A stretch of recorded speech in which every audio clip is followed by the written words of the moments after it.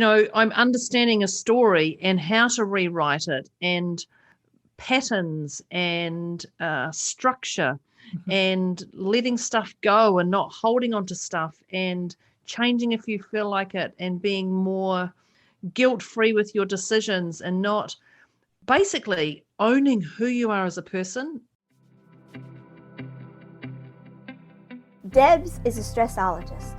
She will stretch your mindset to think bigger than you've ever thought before, with follow-through techniques that are realistic and achievable to blow any fear out of your mind.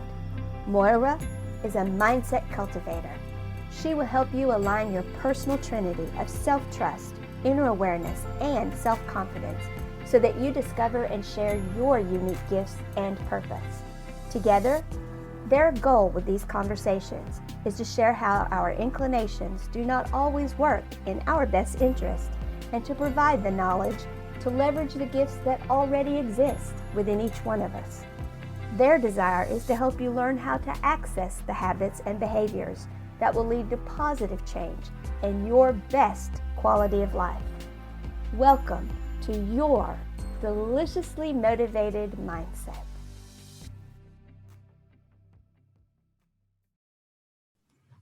Hello, hello, hello. Hello, dear listeners. Hello, dear Deb. Hi. Hi. Surprise. Surprise? Not really. Not at all.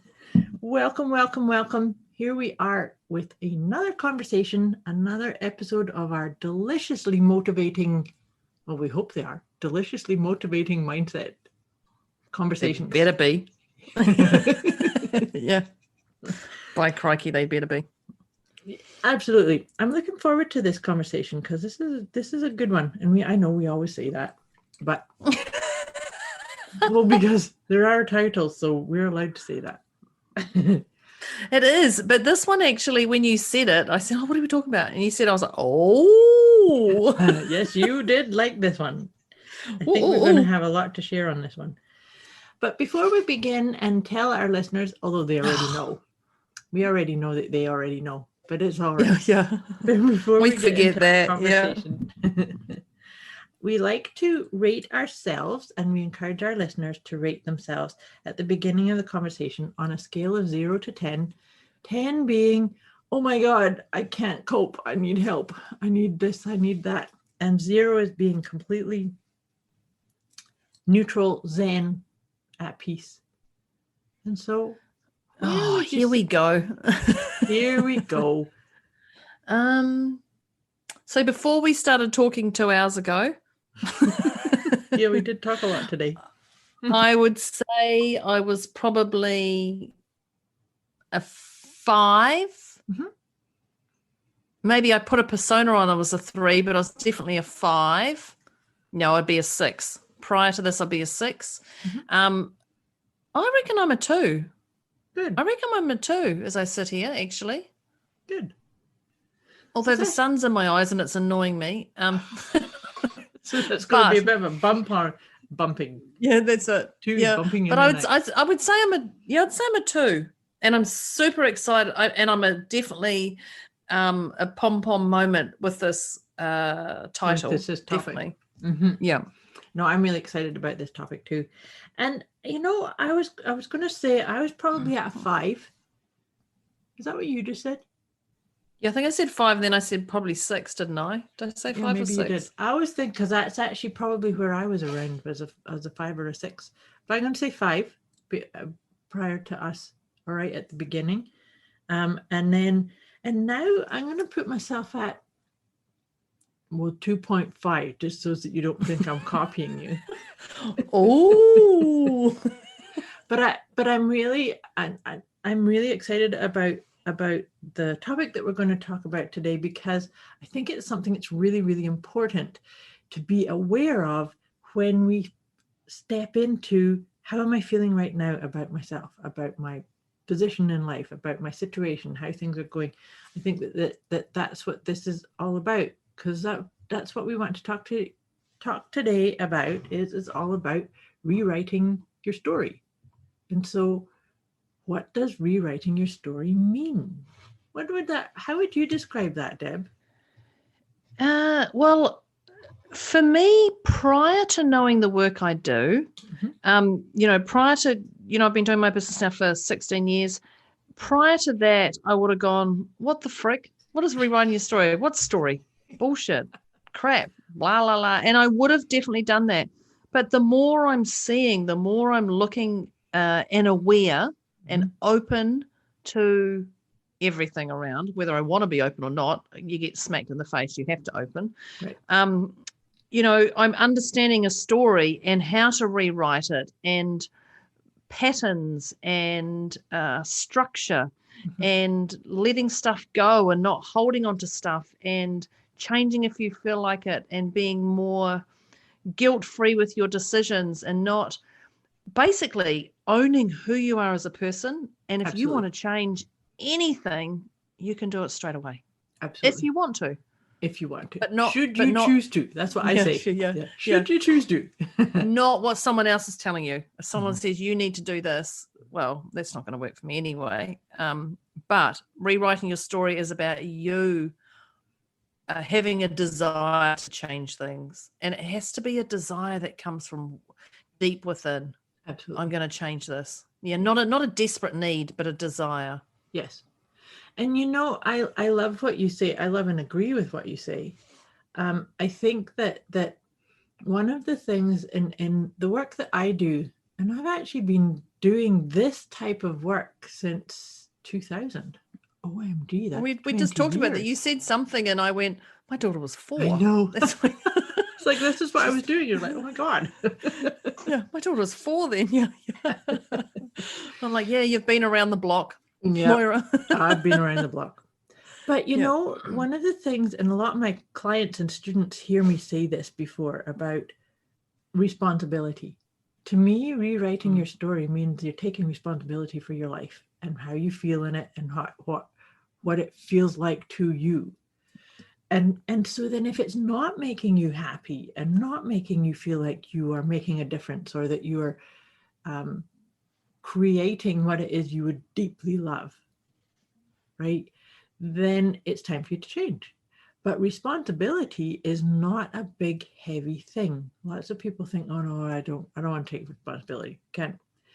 But to me, I say responsibility is the ability to respond. When I look at my story in life, I know I always have the ability to respond.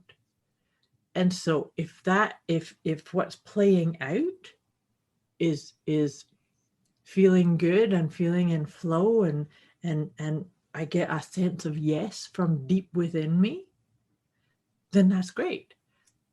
But then on the flip side, if I get a sense of I'm not sure about this, or maybe this isn't the right choice, sometimes when that kind of thing happens, it's time to just sit and go, how's this making me feel about myself? But even just sitting is responsibility. Even just sitting is so, yeah. And I think when you first talked about responsibility, it meant owning up to stuff, deciding, taking action, moving forward. You know what? You can own up and just sit, and that's taking action already. That alone is something powerful, that you're just sitting and swallowing up and going, okay, this doesn't feel right to me. I'm just going to sit and feel it until I'm ready to do whatever.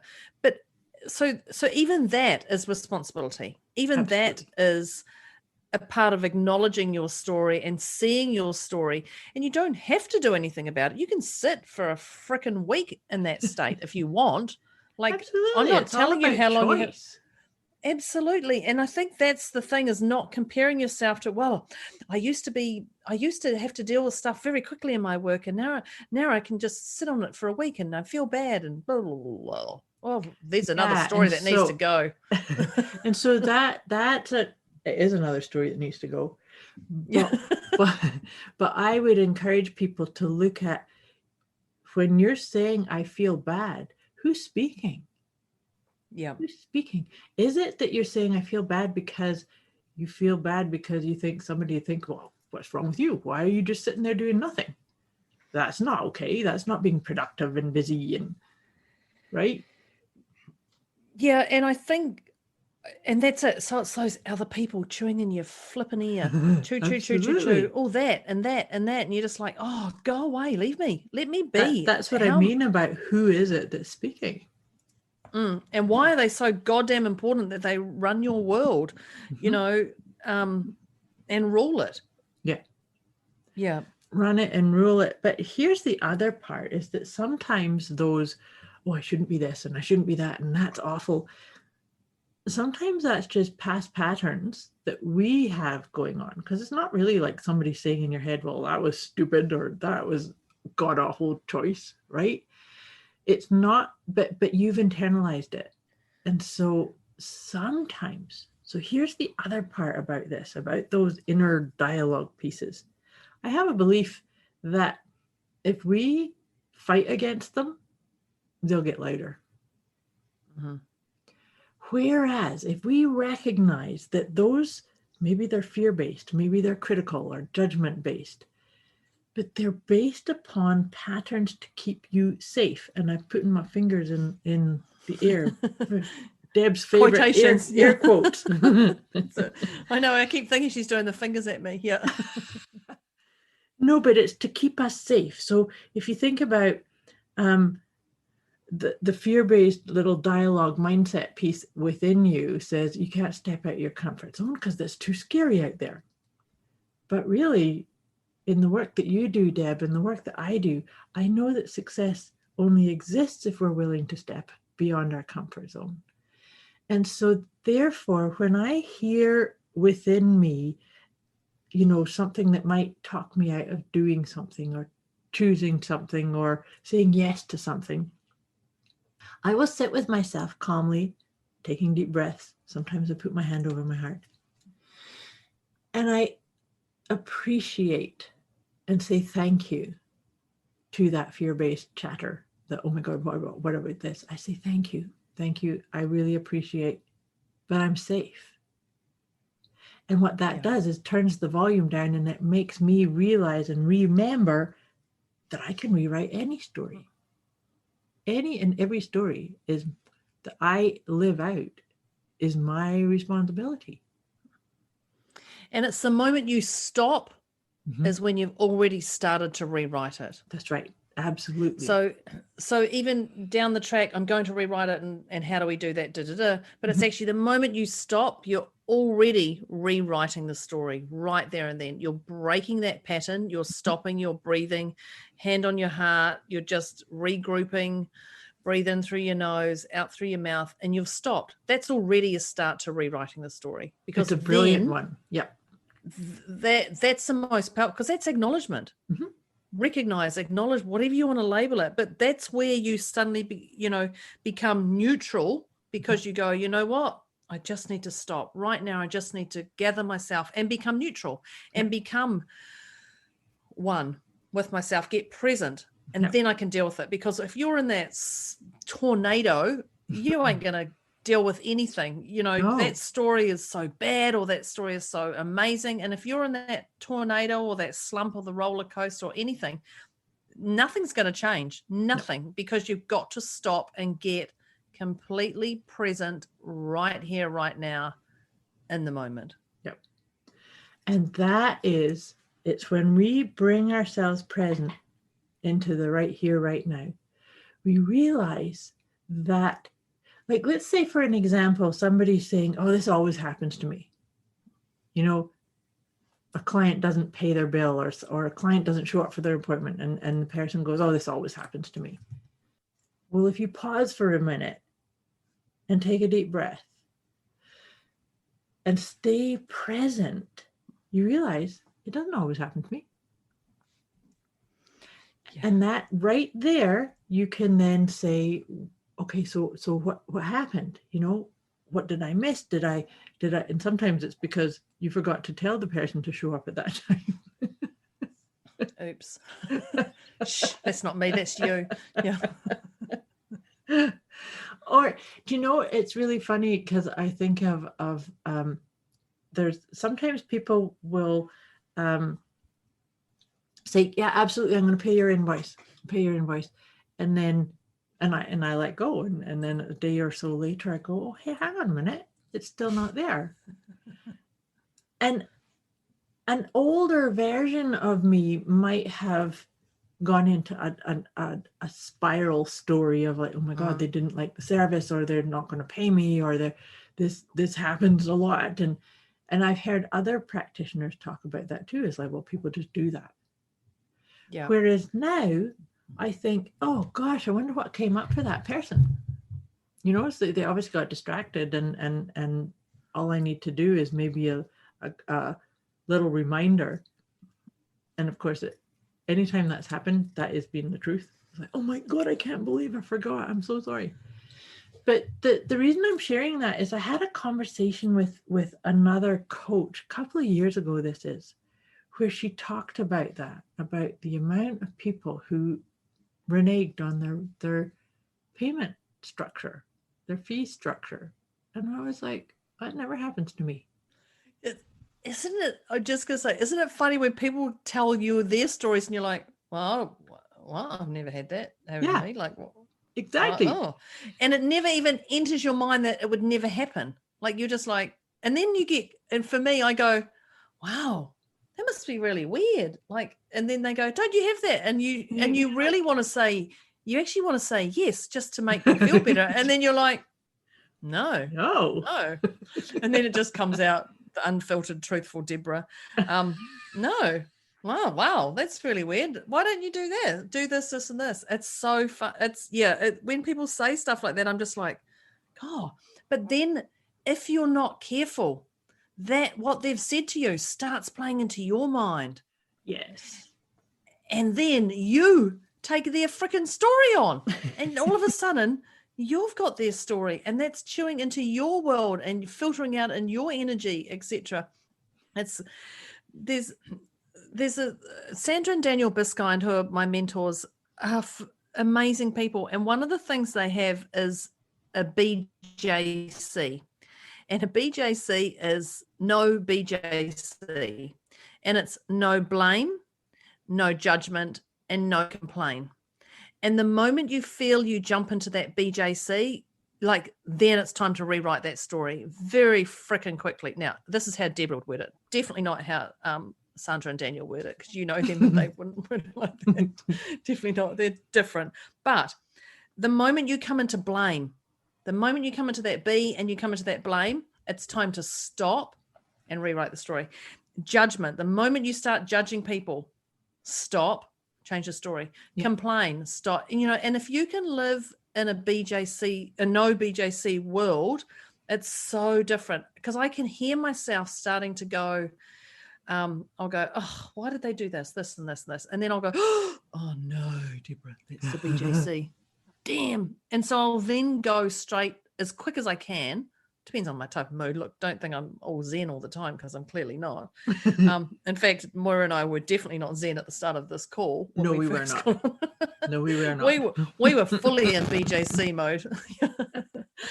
But the moment you see those things, and I love the BJC, because it just reminds you go, oh, it's time to rewrite the story.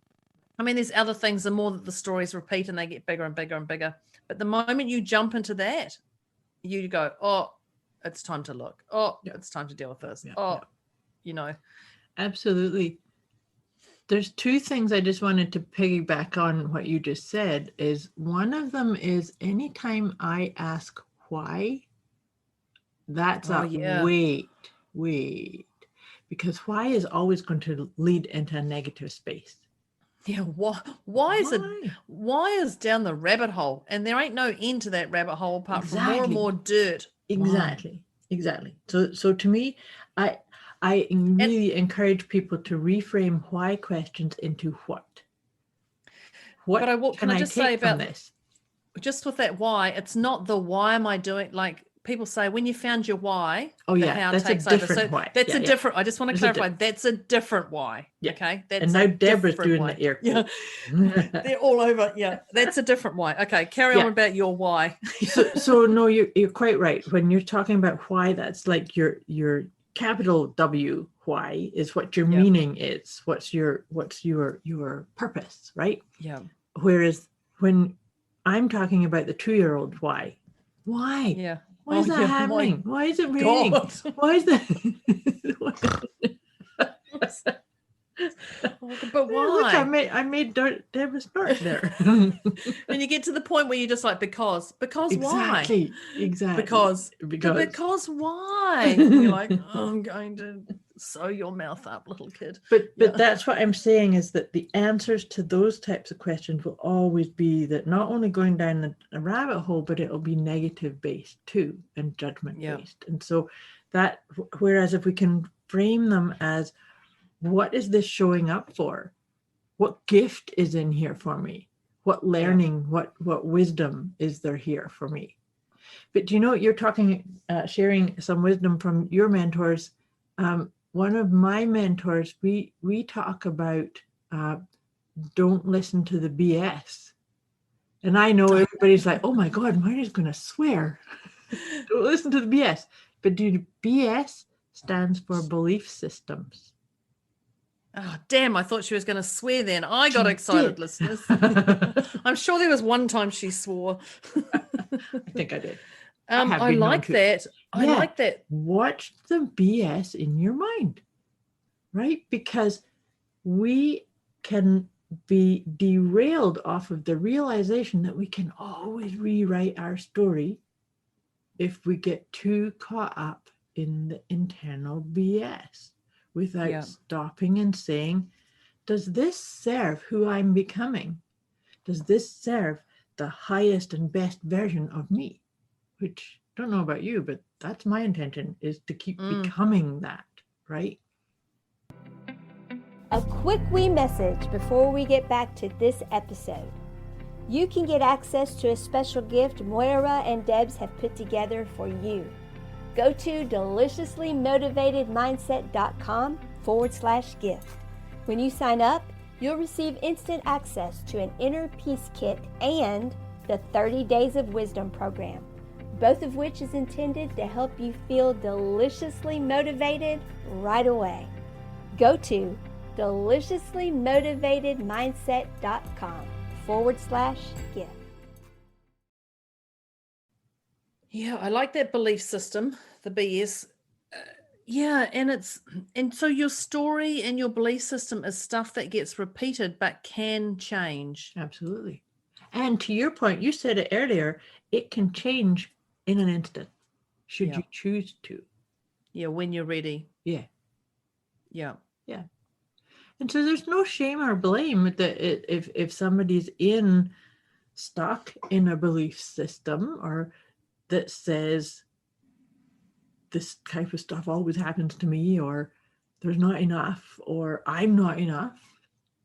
Sometimes we have to sit in those types of stories. I think, and I know that's something I struggled with being a coach or a facilitator or a stressologist or whatever, because I want to help people. I have that urge to help people, that desire to help people, but not everyone wants the help that I can give. Yeah. Some people just want a centimeter of help when I want to give 5 centimeters, but my 5 centimeters is actually their 1 centimeter anyway. So it sort of depends. But that story, it's about when you hear other people in their stories, it's not about feeling sorry for them. It's not about having that empathy. It's about holding space and loving them for who they are. If you can help them in any way, go for it. But if not, just let them sit and let them figure it out themselves, because we know, you can read a textbook and you can get it. Yeah. But if you have that life experience of someone's done something to you and you get kicked and knocked down and you get back up, that is going to learn at a soul level far greater than reading in a textbook, that when this happens to you, you bounce back and you do this, because it's when it happens to you, you go, oh my God, I need to pull on all my resources that I've learned or have or whatever to get myself out of the situation. No textbook's going to get you out of it. No. And that's something that's really important. I teach people how to access their own intuitive gifts, which is why I call myself an intuition cultivator. But she does too. One of the things that I say to people is, when you're beginning to use like oracle cards, for instance, don't read the book. Don't read the guidebook. allow you to pull a card and say, what does this mean to you? Because when we read things in a textbook or in a guidebook of what a definition of a card means, we're reading through somebody else's filter. Yeah. Right? So, for instance, if you think about colors, for instance, so there's lots of different impacts about color. So red is the color of the root chakra. It's a grounding color. But for some people, seeing red might make them mad. I've got a client who does that. She wanted me to change my logo. I was like, what? She goes, but it's red. It's angry. And I'm like, we need to work on that, love. That's a beautiful illustration of exactly what I'm saying. I know. And she actually, I had to Google filter. Yeah. And I was really dumbfounded. But the beautiful thing is she shared it with me. She said, I'm so charged by your red. Well, I don't know where you get red. Like, I don't do that much. Clearly, my drink bottle's got a bit of red. Yeah, there's red everywhere. Okay, I take that back. But I just couldn't believe that she was so challenged by it. And then and that's the stuff that she can throw her mud pit at you, and you can attach to that and hold on to it. Yeah. Or it can be something different, because you and I can watch the same movie, the same 2 minutes of a movie, and you get a completely different scenario to me. Yep. And you and I are similar mindset, but you can still get something very different. So that's right. Your story, your meaning, your world is yours. Yep. Mine is mine. And it's just doing what I can while I sit. I'm going to say my bubble, while I sit in my force field, in my mesh that wraps me up. You're making me laugh, because I talk to my clients about this, about you being in your own snow globe. Oh, yes, that's exactly it. So it's like you're the center dot in your own snow globe. And so my snow globe can have sparkles and unicorns and buttercups and whatever I want. Mine would definitely have glitter. Yeah. It is. Yes. But you see, so I think it's so important with this whole idea of rewriting your story. That analogy comes really well into this, because when we adopt other isms, or you have to be like this, and good people do this and bad people do that, and up-leveled or illumined people do this. It's like, no, you got to be you. And you can sit in your snow globe, and to your point too about just sit for a moment. Just sit and pause. And breathe. And breathe. Yeah. Yeah. It's definitely an interesting one. And when I say it's an interesting one, we attach to, we want to open our bubble to people, but then we don't like what we see, and we try and shut our bubble down as quick as we can. And we go, oh, they've got something that I don't have. So that's how we attach to people. Oh, they've got this. I want some of that. And so we attach to them and learn from them. But when you trust that you have everything that's perfect for you right now, and you're sitting in that present state, then you can learn if you want to learn. And that's when you can pick or choose whether you go left or right. Absolutely. But when I think that when we look at other people and say, oh, I would like to have that, it means you can, but maybe it's only in the energetic state, not the activated state. Yeah. So it's not to make it a judgment, right? It's that because we, even though we're in our own bubble, our own snow globe, we still see other people, but what we see outside of us is actually still a reflection of what's going on inside of us, right? And so it's like, is this what's showing up for me? Is this an example of the empowered story that I wish to live by, or not? Yeah. And I'm just going to say it again, you can change your story at any time, whenever you feel like it, with ease. Yep. And I think the thing is, we forget that we can change stuff. I think we forget that, oh, it's too hard to do this, or someone else does that. But you can stop whenever you want, guilt-free, and pick and choose, because this is your freaking life. Absolutely. This is not your parents' life. This is not your partner's life. This is not your children's life. Your life is your life to mend, change, control, uplift, trust, whatever you want to do. This is yours to do. But know that today you may do it differently tomorrow. You know, we talked about this just before. I talked to Moira on our pre-call, and you know, look where you were 4 months ago. Look where Moira was 4 months ago. Look where I was 4 months ago. I mean, I just actually had my birthday in July. But look, listeners, look where you were 4 months ago. Have you changed any stories? I guarantee you would have changed stories, patterns, anything that's going on. Absolutely, you would have. But acknowledge that. So maybe you've gone up in your world. Maybe you've gone down in your world. Maybe you've gone sideways. It doesn't matter. There is no up or down or sideways. Just stay present in where you are now, but acknowledge where you were 4 months ago. Yeah. Because that's another way of rewriting your story. Is just that's acknowledging that stuff. Yeah.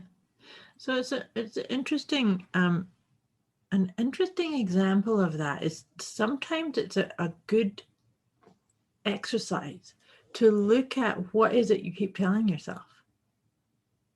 So here's an example of this is a silly example, but you know those lamps. Just as well we do silly. I know. Do you know the the lamps? lava lamp? You're gonna say a lava lamp? No, they're called banker's lamps. They're called banker's lamps. Okay, yeah. I'm gonna Google. Yeah. and so I would see them on movies, like so you would see them on like leaders' desks, or in libraries that was of historical. Oh, they're lovely, those lamps. Aren't they beautiful? They are very classy. Yes. Oh yeah. So every time I see one, I'd say to myself, oh, I'd love to have one of those. Love to have one of those. Guess what's sitting on my desk over there? Oh, really? I bought myself one because I realized that I kept doing that. Wouldn't it be nice if I had one? And for some outlandish reason, I actually don't know exactly why. I've been like this since like my 20s, that I would have really loved to have one. Oh wow. Like, well, I'm going to have one. But it made me laugh. But to me, it's a really good example of, I don't need to have the story of one day I'm going to have one of them. Yeah. Because that's like me with my Range Rover. I was like, oh, right. I'm going to have a Range Rover. I'm going to have a Range Rover. When I grow up, I'm going to have a Range Rover. When I grow up, I'm going to have a Range Rover. And in the end, I bought a Range Rover. I was like, oh. And everyone's like, you got your white Range Rover? I'm like, yeah, I think I want a black one and a bigger one now. But and I just had to Google, because I just looked to the side of me before, and I've got my vision board beside me, and it's got a big black Range Rover. That's way bigger, because it's only just me who gets in the car and the little dog. But yeah, that's exactly the story. Yeah. Oh, when I make it, I'm going to get a Range Rover. When I have this, you know. Yeah. And then I love your lamp. Well, isn't it gorgeous? I love it too. Yeah. Well, that's handy, because now every time I see it, it just lifts me up and makes me smile. Yeah, I'm like that when I get into my Range, because I just go, oh. But that story has been going for my story of the Range Rover is probably a good 15 years. No, actually, no, it's longer than that. It must be longer than that. 20 years, 25 years. Things. Yeah, that I could easily have bought years ago, but I was just like, oh, I'm not worthy of that yet. I'm not worthy of that yet. Interesting. So even the I'm not worthy of that yet is a story. Yeah, exactly. Because of course you're worthy of everything that you want. Any desire, you are worthy of it, because you can't desire anything that you're not worthy of. That's so funny, because now I'm just going to, God, I'm so shallow, because there was a TAG watch, a TAG watch, which was, I don't know, it was about $6,000 US. And I said to myself, when I get my first American client, I'm going to get that watch. Well, that must have been 10, 15, 20 years ago. And I've had a lot of American clients and I've still not got the watch. So I still just go, oh yeah, there's that beautiful watch. I mean, it's definitely outdated. I want a Fitbit watch like that now. Very soon it'll be very different. But I mean, I remember thinking, oh, when I get my first American client, I'm going to get that watch. And it's like, Deborah, how many clients have you had? American clients have you had since then? But That's a story that definitely doesn't enter my mind now. Well, unless I go past the tag shop. But it is these stories. So it doesn't have to be, it can be a story of on your vision board. Yeah. It can be a story of a negative story or any story. It can be any story. Anything of limitation in particular it's important to look at who is that? Who's that that's saying that? Who is it that's saying next client for you, right? Yeah. And like I said, with my I don't know, maybe there was some kind of thing of, oh gosh, they'd be so expensive, those lamps. It wasn't. It was just coming to that decision of enough of saying, wouldn't it be nice? Well, you think how long you've run that story. So if you put that into minutes or seconds, how long you've, and I'm not going to say wasted, but how long you've invested your energy into that lamp. Yeah. That lamp. into that story, how much time? I mean, because I know as I say that to you about the lamp, I'm like, oh my gosh, I can be talking to somebody in the car and a Range Rover will go past me and I'll go, oh, Range Rover. And then I'll go back to my story. So it's still, even though I'm imprinting, it's still interesting. If I realized how much, if I put a dollar value on every second for that Range Rover, I could probably buy nearly every Range Rover in the whole world. Own a whole fleet of them. Yeah, exactly. Yeah. Can have it in any goddamn color I want. But it's interesting how long that story's been going on for. Mm-hmm. And it's up to you to change it. And you went, you know what? I'm just going to get it. Like for me, one day I just went, I'm just going to get a Range Rover. And my daughter was just laughing like, yeah, mum. Like that's pretty much what it was. She never said that, but I could tell. And then literally within 24 hours, I found a Range Rover and I was overseas. And my dad actually went and said, I've contacted them, we can take it for a test drive. So they took it for a test drive and bought it before, while I was still overseas. Like, I'm like, yeah, okay, done. And so they went and bought it. So when I came home, and then mum and dad had it 3 hours away. So I had to change my flight to fly in so I could drive it. And they've been driving it. Oh, we thought we'd give it a drive for a couple of weeks just to make sure, we could break it in. So even my ideal for you. Yeah, exactly. Oh, it's a good car, Deborah. I'm like, thank you. But it's funny because that's how quick my story changed. I went, you know what? I'm going to get a Range Rover. I looked online, bang, done. It was done like literally within 48 hours. Yeah. And thank goodness. And I was overseas. So it's the stuff that can change at any time we want, when we want it, if we want it. If we want it. And when we dive into it's my choice. It's my responsibility. Yeah. If I want that lamp, I can have it. You want that Range Rover, you can have it. But both of these stories are, to me, excellent examples of realizing, no, it's my story. I live in it. So I'm going to write this. Yeah. But then it's how quick do you jump when you suddenly go, oh, this is a story. I can do this. Like I just went bang. But if you don't jump so quickly, you're still in that story. You're still going, oh, and there's that intuition, that guidance of, oh, is it for me? There's still stories trapped in that story. Right. Absolutely. And so there's a really big piece, and we probably have to go back and do another chat on this one, because a huge piece of this is trust. Yeah. You trust that for me to want that lamp, I trust that it's mine.